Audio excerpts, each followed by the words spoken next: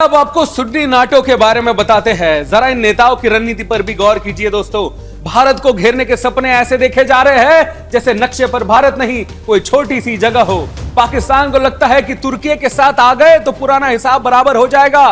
तुर्की को लगता है कि सुन्नी देशों को एक मंच पर जोड़कर फिर से अपना प्रभाव बढ़ाया जा सकता है, और कुछ देशों को लगता है कि भारत को घेरने के लिए बस एक और मोहरा जोड़ना बाकी है।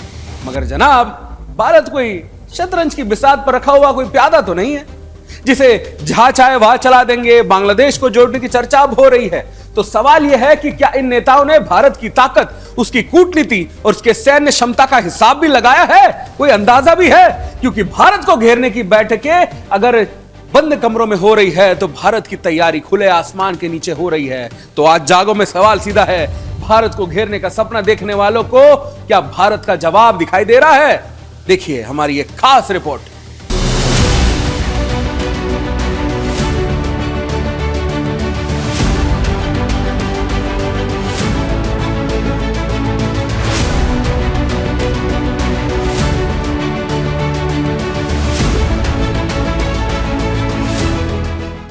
चर्चा है कि बांग्लादेश को सुन्नी नेटो में लाने की तैयारी चल रही है। क्या ऐसा संभव है? और अगर ये ऐसा हो जाता है तो ये भारत के लिए कितना बड़ा खतरा है? क्योंकि खबर ये आ रही है कि खलीफा एर्दोगन भारत को घेरने के लिए हर वो चाल चल रहा है जो उसे सुन्नी मुल्कों का मसीहा बना सके। खलीफा एर्दोगन को लगता है कि आज भी दुनिया पर शासन कर सकता है। इसी के तहत वो सभी सुन्नी मुल्कों को अपने साथ जुड़ने का लालच दे रहा है। मगर वो भूल गया है कि भारत ने भी उसे घेरने के लिए साइप्रस और आर्मेनिया को हथियार देने शुरू कर दिए हैं। लेकिन तुर्की की इस चाल पर आज हम बात करते हैं। जी हाँ, पाकिस्तान, दूसरी तरफ तुर्की और इनके बीच अब सऊदी अरब का नया सैन्य समझौता, जिसे दुनिया में सुन्नी नाटो के नाम से चर्चा मिल रही है। सवाल यह है कि इस नए मुस्लिम सुरक्षा गठजोड़ का अगला दरवाजा क्या बांग्लादेश हो सकता है? क्योंकि बांग्लादेश और तुर्की के बीच सैन्य संबंध तेजी के साथ बढ़ रहे हैं। बांग्लादेश के सेना प्रमुख हाल ही में तुर्की पहुंचे। वहां रक्षा उद्योग, हथियारों और सैन्य तकनीक का निरीक्षण किया। दोनों देशों के बीच रक्षा सहयोग को नए स्तर पर ले जाने की बात हो रही है। और इसी समय तुर्की, पाकिस्तान और सऊदी अरब ने मक्का संयुक्त रक्षा समझौता किया है। इस समझौते में सामूहिक रक्षा की व्यवस्था है, यानी एक सदस्य पर हमला बाकी सदस्यों के लिए भी सुरक्षा का विषय बन सकता है। तुर्की ने साफ संकेत दिया है कि भविष्य में दूसरे देश भी इस व्यवस्था से जुड़ सकते हैं। तो क्या बांग्लादेश अगला देश हो सकता है?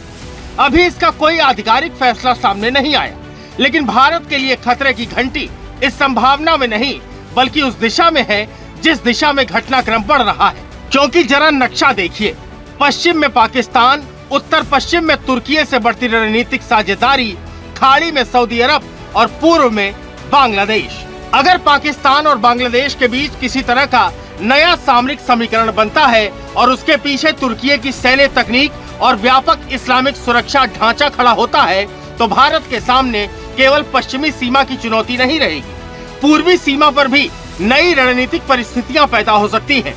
सबसे बड़ा सवाल समुद्री सुरक्षा का भी है। बंगाल की खाड़ी भारत के लिए केवल समुद्र नहीं, व्यापार, ऊर्जा और सुरक्षा का महत्वपूर्ण क्षेत्र है। बांग्लादेश में यदि बाहरी शक्तियों की सैन्य मौजूदगी या रक्षा सहयोग लगातार बढ़ता है तो भारत को पूर्वी समुद्री क्षेत्र में अपनी रणनीति और अधिक मजबूत करनी होगी। और यहाँ चीन के कोण को भी नजरअंदाज नहीं किया जा सकता। बांग्लादेश पहले से कई देशों से रक्षा उपकरण खरीद रहा है और उसकी सैन्य आधुनिकीकरण प्रक्रिया तेज हुई है। यानी तस्वीर सिर्फ सुन्नी नाटो की नहीं, तस्वीर है पाकिस्तान, तुर्की, खाड़ी के देशों, बांग्लादेश और चीन के बीच संभावित बढ़ते रणनीतिक संपर्कों की। भारत के लिए चुनौती इसलिए भी बड़ी है क्योंकि पाकिस्तान पहले से ही भारत का प्रतिद्वंदी है और अब तुर्की भी पाकिस्तान के साथ मिलकर लगातार सैन्य सुरक्षा को मजबूत कर रहा है। लेकिन भारत को घबराने की नहीं, लेकिन सतर्क रहने की जरूरत जरूर है। भारत को बांग्लादेश के साथ अपने रणनीतिक, आर्थिक और सीमा सुरक्षा संबंधों को मजबूत करना होगा।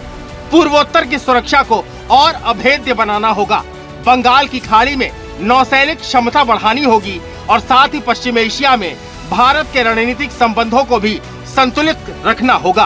क्योंकि सवाल सिर्फ इतना नहीं है कि बांग्लादेश इस्लामिक नाटो में शामिल होगा या नहीं, सवाल यह है कि क्या भारत के चारों तरफ एक ऐसा नया रणनीतिक घेरा बनाने की कोशिश हो रही है जिसमें पाकिस्तान को आगे रखकर तुर्की और दूसरे मुस्लिम देश अपनी भूमिका बढ़ा रहे हैं? और अगर ऐसा है तो भारत को आज से ही इसका जवाब तैयार रखना होगा।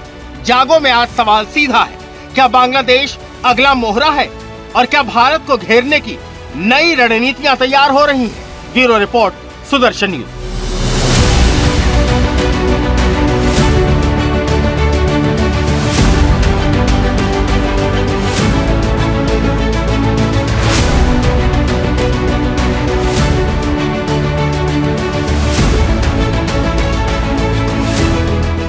हम हिंदुओं का कत्ल बड़े आराम से कर सकते हैं, मुझे तो खुद से कुछ करना भी नहीं है, मेरे पास पर्याप्त मुजाहिद है। बांग्लादेश के सार्वजनिक रैली में अल कायदा का आतंकी हारून इजहार खुलेआम उगल रहा है जहर। अल्पसंख्यक हिंदुओं के खिलाफ ऐसी जहरीली सोच पर संयुक्त राष्ट्र संघ के चुप रहता है। इस पर भारत में विपक्षी दल के हिंदू ही माइनॉरिटी के नाम पर भारत की सरकार पलटने लगते हैं। एक बार सुनिए इस आतंकी को कैसे हिंदुओं के कत्लेआम की धमकी दे रहा है। সেটা হচ্ছে আমাদের বিরুদ্ধে কিছু অপপ্রচার হয়েছে। এটা আমি এই জন্য বলছি, যদি এটা না বলে তাহলে সত্যকে গোপন করা হবে এবং আমাদের শত্রু চিনতে এবং ক্রাইসিসকে চিহ্নিত করতে আমাদের একটু ভুল হবে।